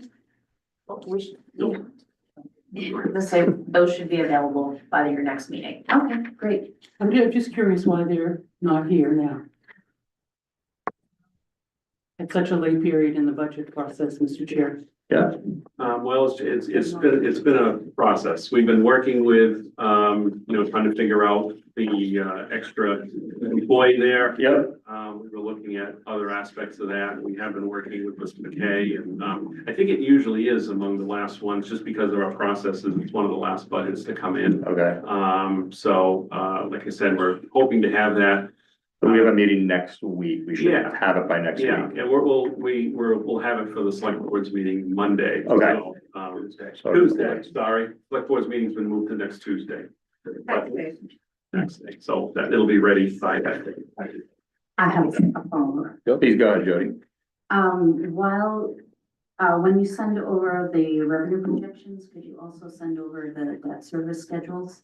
You know, looking forward, so we can kind of see what's going on and what's falling off. At least for the next 10 years would be helpful. Yeah, I think we sent on the schedule for the capital committee, and how it goes. We'll forward that. That'd be great, thank you. Go ahead, Mike. Hang on. It's not necessarily related to budgets, but it is part of what the town has offered the residents. That's the Constellation and Power contract that we have. With electric rates being fluctuating so dramatically, is that a contract of length, or is that something we would negotiate each year, and have we looked at any other alternatives? We're part of an aggregation among a whole number of communities. And as part of that, there is, it's Good Energy. There's a company that we utilize to actually go out to the market on behalf of all the communities and try to get the best deal, and they try to time it just right. So they've gone through that process, and I believe it's a 2-year contract. Having said that, I mean, any person that's on it can opt out at any time if they think they can get a better rate and they're interested in doing that. But I believe it is a 2-year term. I think be happy to have Mr. Weiss come in if you have specific questions about the pricing and the process, but generally, as part of the aggregation, we're with everyone else, so it's really, we go through that. Yeah, I mean, it's just a question of if we're going to, if we are offering it as a service to the town residents. Yeah. Just wondered if it's something that's in renegotiation at this time, or are we in a set contract? for a Yeah, we while? go out to bid, through the, consultant, we go out to bid every, say, maybe 2 years. And sometimes they may even decide, you know, this is a bad time, we're just gonna do a 3-month agreement. And then we're gonna wait to see if the market improves and do a longer. So it's an active process. Yes, Okay, they're constantly looking at it. Thank you. At the market. I was just gonna add, Mike, that's a timely question. Actually, at the select board meeting on the 15th, Mr. Weiss is going to be there along with Craig Gibbons to do our municipal moment, and that's what they're gonna speak about. So if you have specific questions you want to send to him, I'm sure he'll touch upon that at the meeting. thank you very much. We're going to shed some light on it. Thank you. All right. On that note, any other final questions on the budget before we move on to the agenda? Nope. All right. So, Human Resource Department location. I don't know if that's, the main topic of, I can address the location. okay, Yeah, the select board believes this is the role of town administration. Once the position is hired, town administration is gonna find the office for them. It doesn't concern the select board. It shouldn't concern the finance committee where they're Yeah. located. So, I'm confident that an office will be. found. okay. I'm sure we'll find it when it's in place. Town buildings, 26 budget requests. This was an add-on, I believe. Yes, we pushed this back. Yeah. At your last. That's meeting, so correct, yeah. I will briefly go through this and Karen can certainly assist in asking some of these questions as well. So do we have any, with I don't think we have any handouts on this. Yes, you do. I'm pulling it in my hand. Sorry about that. Free cash? Okay. Get it.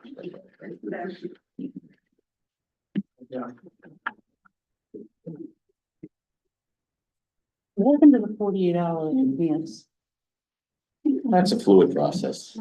It's a rolling 48. I think we have enough sample. I'll share Oh, with you. you can pass these two down. We're out. Okay, I think we all have it. All right, so again, don't want to bog you down with too much of minutia. I know you're at the point where you're really looking at the broader budget, but so the wages, just to touch upon that briefly, that, you know, that is Bob Weiss, part of his role as energy manager, and those adjustments are contractual. And then on the expenses, touch upon this a little bit when we get to the annual town meeting warrant. But under the VMB repairs, we've had a line there since I arrived here that has fluctuated a bit. And we've had some years where we've had quite a bit of leftover there and quite a bit. We had to come back to the reserve fund, or we'd have to go try to wait to repair something until we had the next town meeting. We thought it'd be much more efficient in speaking with the facilities management team, Mr. Engler and Karen and other folks that are involved with that here. That'd be much more efficient to have an article to handle with unanticipated repairs. We believe the 20,000 will cover minor repairs and minor maintenance needed in the town buildings. So we decided to kind of change that model, and in speaking with the select board about it on Monday night, they supported that approach. And I've spoken with Bob Mulaney, the superintendent, and he is very supportive of that approach as well. And again, this is something that I've had extensive discussions with John Engler on. We weren't sure if we're going to be able to afford to set this up this year, but we do believe we have the funds, available funds through free cash to set this account up. Some of the frustration we've had is, again, we sometimes have an issue. It's primarily this building. I mean, occasionally we've had an issue. We've had 1 or 2 issues with the library and the fire station and the police station. But this building and the middle high school do deal with a lot of unanticipated problems. The middle high school, I believe, is 65 years old. And this building is, I think, over 110 years old, at least parts of it. And it is prone to having unexpected issues come up. We have improved our maintenance dramatically over the past 3 or 4 years. And we are keeping up with all the filter changes and the checks and the flushing of the systems. But there are parts of the system that are not exposed, not easily exposed, the way this building was built, and sometimes, you know, unexpected things happen, and sometimes those things are expensive, so. So we feel we can adjust this account accordingly in order to accommodate that, and I think it's a good way to go forward. And again, I'll talk about that a little more when we get into the articles for the town meeting. So really, that's one of the big changes. I think we did have a few items that transferred out. That's what I said. So I'll let you- A couple zeros there. Yeah, a lot of zeros Not a there. good sign. We have done a lot of changing as to where we're paying things out of. It's not that we're necessarily zeroing things out, but we have moved them into other budgets. So we moved quite a bit into IT this year. Yeah. It just makes more sense. It should never have really been in town buildings, but we didn't have IT, so we're kind of still, you know, moving some of those things. The rest of this is nothing significantly increased or decreased for that matter. It's pretty level service, unless you have a question. Kathy, you have a question? I just want to remind them that in the past, as Mr. Guzinski knows, the community preservation has approved work done within a finite reason for this building. And you've been involved in it heavily, Ms. Karen, so keep that in mind when you're. Thank you. Yeah, and thank you for that. It is a That historical building there. It is. That's a good point, and certainly for anything that we are do any planning for, that would be the approach we would do. We would see if we'll qualify for that, or we would work through the capital committee. For any known projects that we can plan ahead for. This is really a funding mechanism we're looking at for unanticipated issues that come up with these very old buildings. And I would say the majority is to do with flooding, we've had flooding issues, and HVAC Yeah. is the worst. The common And ones. the most expensive. We just Yeah. had a $14,000 bill recently. for- Yeah, so water infiltration and HVAC. We should, The- can't kind of. Mr. not Chairman. fix those Hang on, things. Pete, Jody first.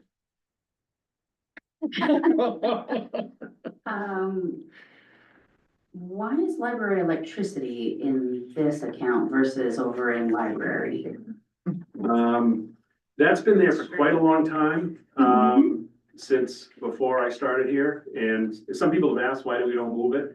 The short answer is if we move it into the library budget, we're gonna have to increase the books and materials budget in the library by 19% of that Because of, for accreditation. Right. So okay.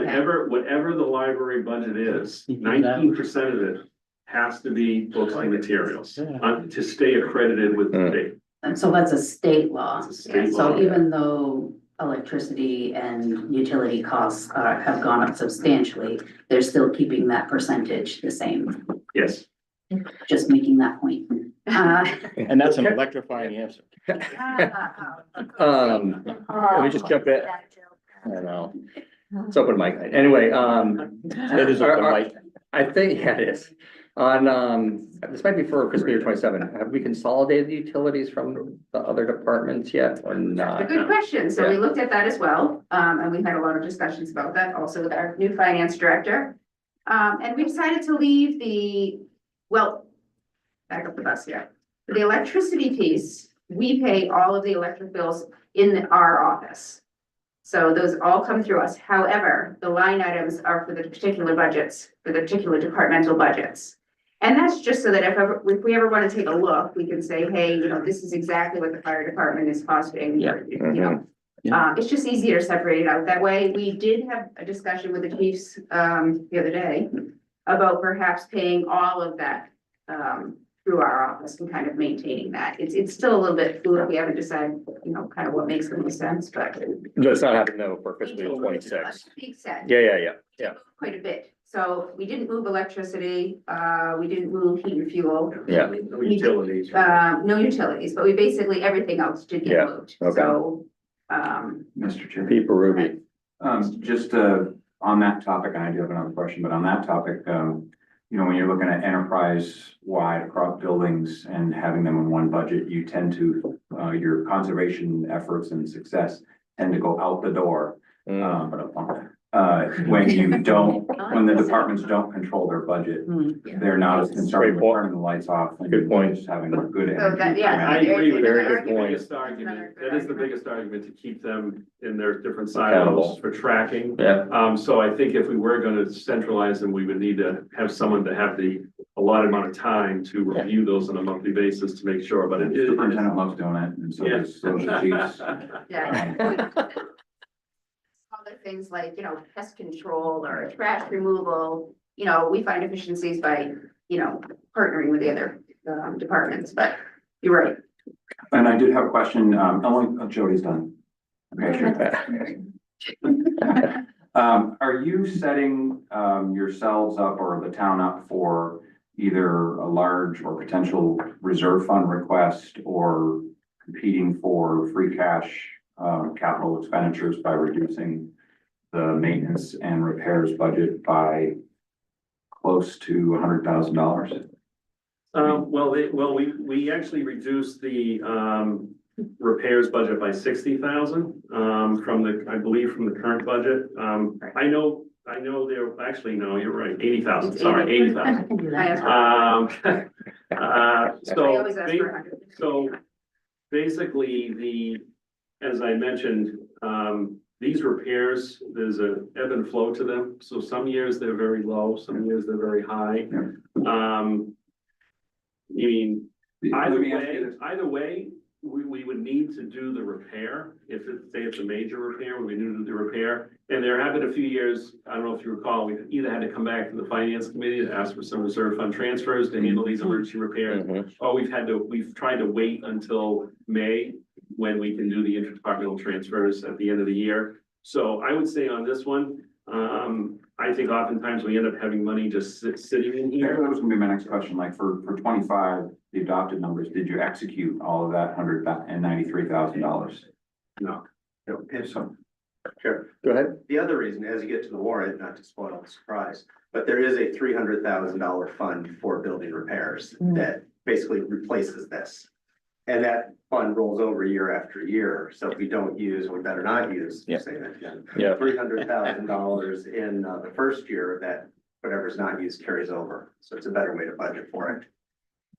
And we did do that. If you remember, we did have an article that was specifically for HVAC repairs, and it was for town hall and the fire department because they were having many issues over there. Yeah, but that was for $75,000, and that did last for about That 2.5 lasted years. until- Right, about 2 weeks ago. Yeah. Thank you. Cool. Can we move on to the personnel plan? Did the committee get my memo? But I did forward it to Deirdre. It might be online. Probably on. Oh, here it is. It was online. It was online. Yeah. It's on the website. Oh, is it in there? Is it in there? It's there. Okay, sorry. So, thank you, Mr. Chairman, just to go through, Oh, here, give us 1 second here. Yeah. It's personnel, it's email. Oh, the email. Yeah. Yeah, she didn't, it's not here. I think they got it. Would they print it? Yeah. I was just trying to find it. Yeah, you printed it, right? It's right there. Oh, There, yeah. Right there, right there, right there. thank you. Yeah, everyone got it? Right there. I was hiding. Okay. Go ahead. all right, thank you, Mr. Chair. Yep. So every spring, we do bring forward a few, personnel plan adjustments. The select board did review and approve these at their meeting on Monday for recommendation.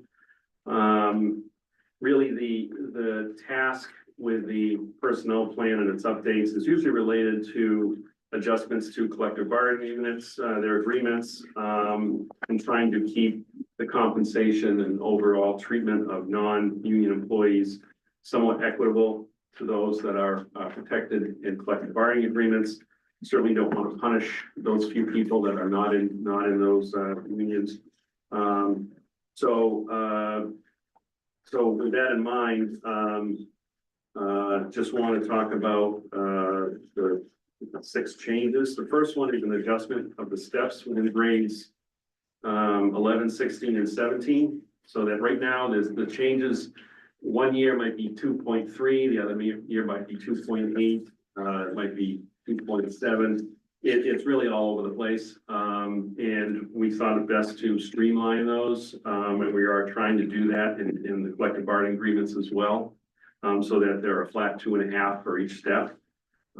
So that is a recommended change. The next one is the removal of step 1 on the step scale and the addition of a new step 10 with a 2.5% increase. That matches what the recently ratified SEIU agreement has. All the new union agreements we've tried to standardize the longevity payments in all the unions. Some unions were much lower than others and vice versa. So in order to make that equal the union agreements, it's just an increase of $100 in each category of attainment of years. And again, that matches the collective bargaining agreements. There's a little bit of change in the bereavement language, bereavement leave, by adding grandchild, and domestic partner, and increasing the bereavement period from 3 to 5 days for immediate family. Again, immediate family, the text is in the personnel plan, but it's usually, an immediate family member, parent, child, grandchild, domestic partner. And for 2.5% COLA to the positions in the personnel plan, which again matches most of the union agreements. And just want to talk about the public records officer a little bit. When the state put this unfunded mandate in about 5 or 6 years ago, a lot of towns did immediately either hire a person or they, created as part of a position to have this public records officer. And when the law first went into place, we'd maybe get maybe 2 or 3 requests a month. But over the past year, it's been probably 3 or 4 a week. People use the public records as a way to avoid having to do their own research, basically. So instead of coming out and going to different, they just put in a public records request for, I want these records from the assessors, I want these records from the treasurer.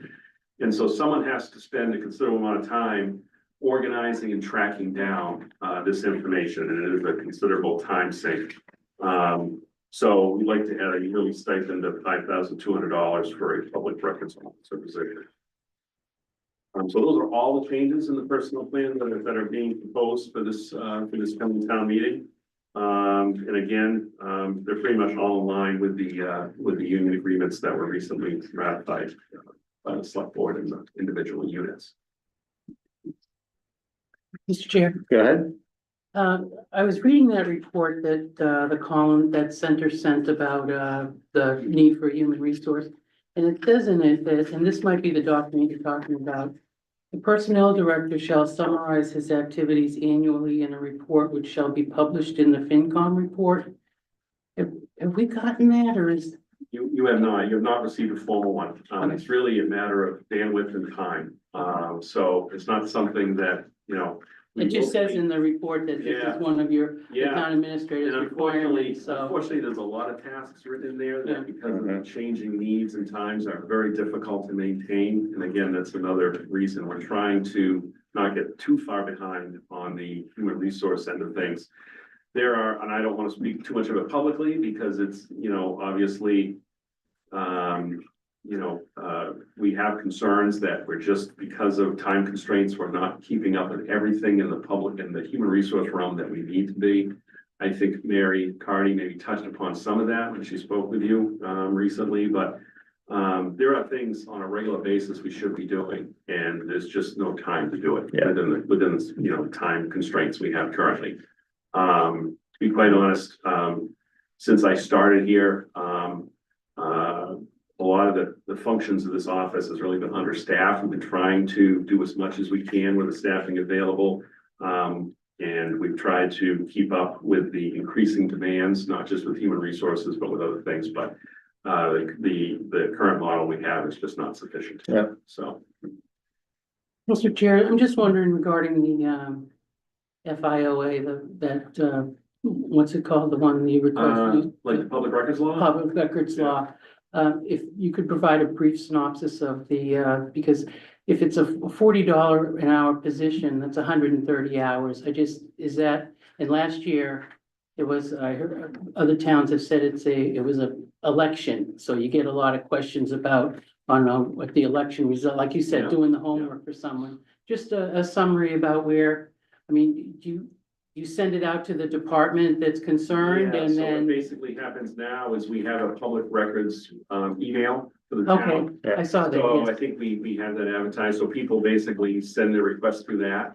And then the public records officer has to take that, has to triage it, has to send it to the department that's under its control, has to track it. And again, you might have 10 of these going at once based on the number you have and the time to get it back. You have to respond in 10 business days. Doesn't necessarily mean you have to give the documents, but you have to give some response. Yeah. And the limit that you can charge people, I think, is 5 cents a copy and $25 per hour for staff time. So that's the max you can charge anyone for, the cost. Usually we don't charge certainly if it's a resident, it's a small request, we don't charge anything. We get requests from commercial ventures all the time that want like all these charts of, how many real estate transactions have there been? What, on a list of the tax amounts for these properties. That sort of stuff can be time consuming, and if it is, we do come up with an estimate, send it to them and ask them to send us a payment before we do any substantial work on it. But the reality is, it is an unfunded mandate on the town, on every town in the Commonwealth. And, it has been difficult to keep with everything else. Just to be mindful of time, I just want to keep moving here to the warrant articles. Everyone good? Yep. So with that said, you want to go through the warrant? So, Mr. Chairman, Or the I can highlights? go through and just highlight the changes. Yeah, please highlight the changes, that's fine, because everything else is the same. For the interest of time. Yeah. Yeah, So, most of the changes are really gonna be the addition of budget numbers into the articles. Yeah. Article 1 is for unpaid bills, so we've added in the amounts there. Just really quick, some of these are just, issues that occurred where someone, wasn't paid the full amount they needed to be paid, and we didn't find out about it until after the end of the fiscal year. So we are looking to, make those payments. With the one for the select board, the town of Millis Water Sewer, that's actually for the apartment at Oak Grove Farm. That was the water bill. And by the time the person had moved out and there was the bill. So, that's basically the general fund paying the water and sewer departments for that, the use of those resources. So that's like an internal payment. Let's see, just Article 8, the capital article, just one who can't remember, but the vehicle for the building department is no longer in there. Board, the select board decided not to add that. It didn't make economic sense to move forward with that. So, a reminder of that. yeah.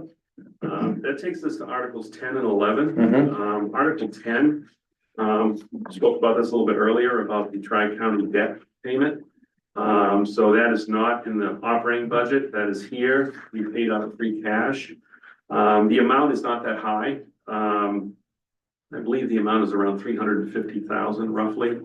The remainder of the funds in that account are there to save for the next fiscal year. Yeah. So they'll help with the Tri-County debt for the next fiscal year.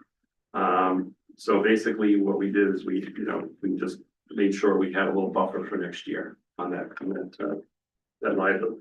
Gotcha. Mr. Chair, if I just, Yeah. I'm sorry, on the time, is, bond, and I don't understand this, but is bond ratings affected at all when you use free cash to pay a debt like, No, okay, thank you. Um, Jody, no. So Article 11, I think we talked about a little bit before. We did, yeah. So again, this is for the unanticipated building repairs. This will certainly lessen our trips to visit you, hand in hand. And we'll make sure we can repair buildings promptly when we have a problem. The next alternate article. I'm sorry, go ahead, Pete. Can I go back in time and, ask about, Article 10? Yes. So has it been decided that the capital, fees from Tri-County will be handled as debt or as operating expense? Going forward, is this temporary? This, Until at this they're point, done? it's temporary. The board will be considering based on, economic and financial factors on whether to bring this back before the community at some point to ask for a debt exclusion for the remainder of the costs. They don't feel this is the right time to do that, but it's something that is still on the. But as of now, it's operating, right? Yeah, for now it's. Yeah. I'm sorry? It's operating, right? No, this is free cash. Or sorry, free cash, excuse me. Cash. It's not up. Yeah, Go ahead. yeah, last year we set aside, about 400,000 in stabilization, in case we needed it for Tri-County. Jody has proved her worth by coming up with a new plan to put it into this Tri-County fund. So, we think with this and what we should have for free cash, next year, certified in November, we'd probably get up to FY 29, before we need to start looking for other alternative sources of it. But we're trying to extend it as long as we can. If we can get out to FY 29, it's quite a few years out still. Things happen in that period that might help us out. Like that falling off or? Like the state approving an 80% reimbursement, Yeah. falling off, a lot of things. There's a lot of options, but we get through quite a few years with this kind of a model using the free cash, and then you can assess it as we get further out. Thank you. Mr. Chair, Go ahead. I've just got a comment that, personally, or, that an override like this should be on a, voted on every year. And when it doesn't pass, you just say, okay, folks, we're using this money and now we can't do roads, we can't do sidewalks, we can't, let the people know that as a result of them not voting to support it, Mr. Schultz, that this is what the town is losing on. That could be an option, but right now we have the free cash money to do it, and it seems like, I would not want to penalize the town by not doing roads if we have free cash money to pay for Tri-County and do roads. And I think we're in that position up until, 29 if we. And we know what Tri-County You looks have a new like as school, of right now. and you have a new school potential override coming up. Yeah, we've It's got a not lot the of time to do Yeah. this. But I've put those in separate compartments. I agree. when I talked about it. This is if we have enough money to do roads and Tri-County out of free cash, I don't want to not do roads, and I don't want to vote on it and have it fail, and then there's no point. If we need the money, that's an option. We can do one omnibus that pays for it for the 30 years, or we could go every year, and that's a discussion we can have when we get to the point of That's awesome. proposing an override. Thank you. So, Mr. Chair. Yep. Chairman, the next article I think may have changed. I don't know if you had originally received a list of properties. What number are you on? Which article? Article 15. 15. There's a list of No, we didn't have the property. properties here. Yes, so this is. No, been there's a added. list in the one that we got, Wow. This is A lot of the properties. total list of town properties. because I have it here Yes. from the other day. Oh, okay. From our previous warrants, I copied it, Well, so. the article was in there, but I don't know if you had Yeah. the list of. Oh, properties. Okay, No, yeah. So, this list has been reviewed by a number of town officials, including, Mr. Weiss. And we reviewed those as to, whether any of these properties have restrictions on them, any of them, would potentially have any real municipal use. As you see, most of these properties are less than a quarter of an acre. Yep. With just a couple of exceptions. And we've determined that none of these properties really has any value at this point to the town moving forward. So the goal is to get these properties sold back on the tax rolls. And maybe made some use of by some of the citizens in the community who may abut some of these properties. I see. And you can see most of the properties, the values are most of them under $2,000, but there are a few that are in the 20,000, Yeah. 25,000 range. So this is the list of 52,000. this is the list of land and, certainly, you know, if you have any questions going forward, we can, about any particular parcel, we can try to answer those. Go ahead, Kathy. Could you provide the committee with a map of the Yes, location? yes, It should I be have- for like I have Mr. Weiss working Okay, on an thank you. updated map that includes Perfect. all these. highlighted each one Yes. in relation to the abutting neighborhoods. Yeah. Thank you. So Articles 16 and 17 are zoning articles. 16 is quite lengthy. This is for the FEMA flood insurance rate maps and change. We really have to do this. Otherwise, we're gonna run into a foul of the FEMA. So I've added the language of that in there. I think the planning board just finished their work on those last night. And then the last 4 articles were there, but we've added the dollar amounts for those. Great. For the $40,736.55 for the unemployment insurance fund.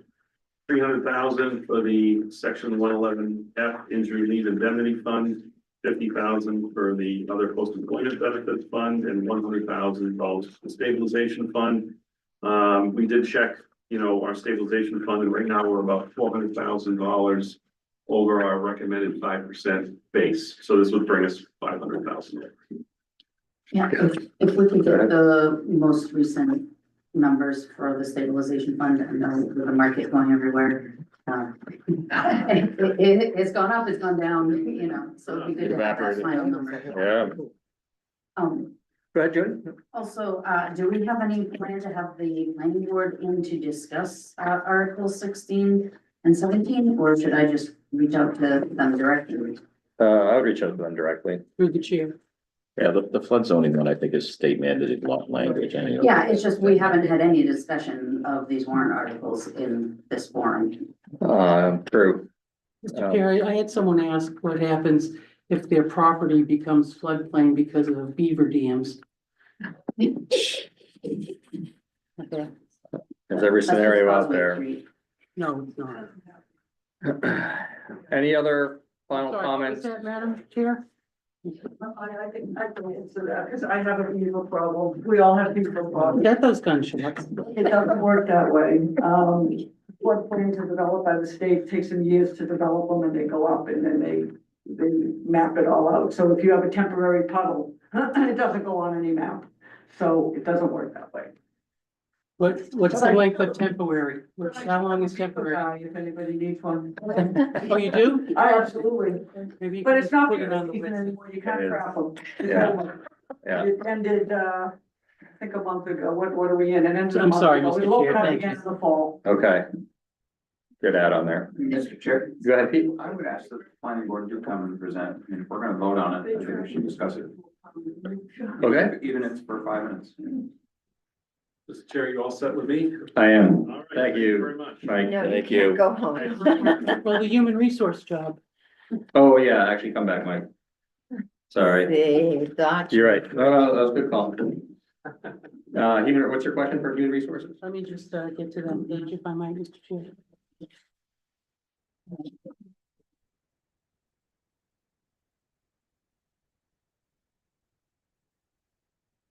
I don't see any line item for expenses, computers, pencils, software, subscriptions, it's just the salaries. Yes, for the first year, we'll absorb them in the select board budget. And if we need to make an adjustment, we'll see that at the fall town meeting, but I don't believe that will be necessary. All right. Thank you. It's very generous of the select board budget, and Yes. maybe the finance committee can donate some pencils and pens. Team players. Maybe. Could you just be reminded what the existing departments didn't do, Mr. Chair, that would warrant something like this? We've heard about upcoming lawsuits. Have there been any lawsuits? Because it appears that the existing human resource director prevented all that from happening, so. I don't think we need to go into specifics. I think there's substantial reasoning to change the structure and the functionality of the way the towns operate and the HR functions a necessary role as the landscape has changed over time. And to your points that you just described, there's many multiple paths that need to be covered in all these things. So it's more of an adaptation to the time than to become outdated. Yeah, Mr. Chair, I would just also add that in addition to the fact that we're really unable to get a lot of these tasks done, and Yep. certainly we can come up with lists of the things, but again, we don't want to put the town at risk by providing too much information along those lines. But at the same time, there's a lot of lost opportunity in my office because there's a lot of things that we're unable to really work on and track down. I mean, I'm certain this will provide more opportunity to think more strategically. And you have a person that's dedicated to research benefits and reduce costs, future costs. And also to, again, better go after grants, better manage projects. And again, think strategically, which unfortunately, when staff is spread thin, you become more reactive than proactive. And that's something that I think we'd like to change. Yeah, I just want to add, Thank Mr. you. Chair, if I could, that this position bumped 3 policemen, originally 4 DPW down to 2 a few weeks ago, now 1. And the school resource officer, which would probably be the police, that those positions affect townspeople. I think more than the safety of the town, the betterment of the town, than as important as an HRC is to the actual employees of the town. It's not a great benefit Okay, to the that's, population. I 100% disagree, but that's fine. Just really quick, Mr. Chair. whole board Certainly these types of positions are not as sexy. They don't get out there to be seen by the public in firsthand as much, but they're no less important to the community in the broader picture. And I think I mentioned in prior meetings that, yes, if we had additional police officers, firefighters, more DPW workers, they would provide additional services. And that does certainly add to the community. But these positions will help us not only reduce our liability, but they'll actually help us save money down the road. So again, we do believe that they will pay for themselves over the long term. And the one thing I need to point out with if we got rid of the human resource department, we could add 3 police officers. That's not really, it's apples and oranges because the human resource department is outside of that 6% cap. So if we got rid of the human resources, we might be able to afford half of a police officer based on that cap. So that it's really, we're looking at the general municipal departments to grow at a certain amount and the school to grow at a certain amount within reason. This is outside of that. It's non-discretionary because it's really to help the entire community, not only operate better, but to be able to save money and find other opportunities. So Joyce, you have the final question. Not so much a question, but probably just a comment. I attended the meeting Monday night and I asked a lot of questions, and I did ask about the police officers and the similar concerns. And my phone was going off with a lot of questions from the people who are out in TV land. Right. And so I did some research, and I think that, and I was questioning it a little bit too, human resources versus these positions. But then when I really analyzed it and saw the benefits, I actually am swayed.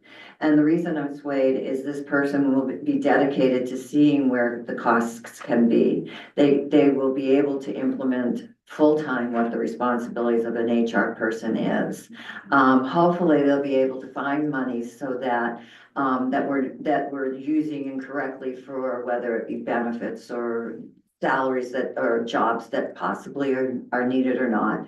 And hopefully once this person has been here for a year, they'll have found the money that we will be able to possibly get that police officer. And so I actually think it's a benefit to the town. And surprise, surprise. How do you Yeah. find money for a position?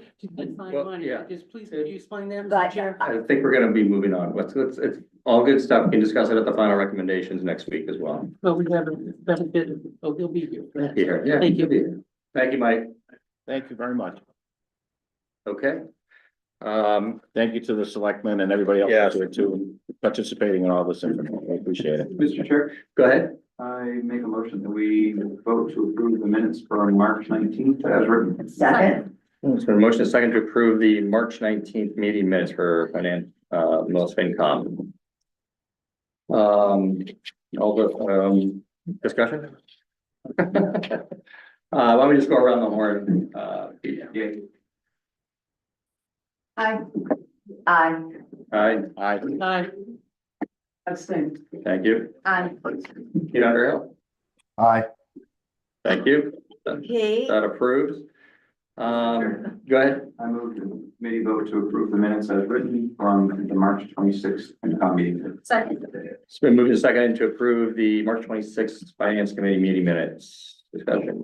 And, Pete? Aye. Aye. Aye. Aye. Aye. Aye. Aye. Pete Underhill? Aye. All right. Any, other board committee liaison updates or old or new business? I have from the COA, I have some sad news. Oh. Bill Brown, who has been a longtime member of the Council on Aging Board, just passed away. And there will be some updates as far as when his service is. If I find out soon enough, I can let everybody know. But it was very sad. He's had quite a lengthy illness, and he was a lovely man and kind soul and had been on the board for a long time. And it's really hard to, he's one of the big guys. Yeah, So it's really hard. thank you for bringing that to our attention. There's also an update on the shared services, the study with the Boston Gerontology. There's going to be discussion on that at our board meeting tomorrow morning, if anyone can make it to the board. And Candace Avery from the Millis Housing Authority will be speaking at our COA meeting tomorrow morning at 9. Our meetings are open to the public. They're not closed meetings, so it'd be nice if anybody wanted to find out about housing, if anyone wanted to find about the study, and just come and see us. Thank you. Okay, thank you. Just to, go down the, article list. So Jen, you got reassigned the new, articles. Yep, just wanted to make sure. And yeah, that was actually a good move. So, so next week is final recommendations. Please work on your, summaries for your articles and get those in to Deidre as sooner than later. That'd be great. And I'll start working on the FinCom report. And then we should be good to go for next week. But we can't get them into Deirdre until we have our recommendations. Well, you can have. You can have a draft. We can have a draft. You can work on it. That's true. You can work on it. Yeah. Couple revisions. Good rebuttal. Yeah. The only Mr. one. Chair, I move that we adjourn. Adjourn. Second. Second by Jody. All those in favor, please say aye. Aye. Thank you, everybody. Thank you. Thanks, Pete. Underhill. Thank you. Have a good night. Bye, Pete. Hi, handsome Pete. Or good looking Pete. Good looking Pete. I don't have any answers to my articles. I don't even know. I gotta read. I know. I prepared mine today. I know. This guy. today. Okay. I was gonna say, you must be going somewhere next week or something. I had time on my hands today and I used.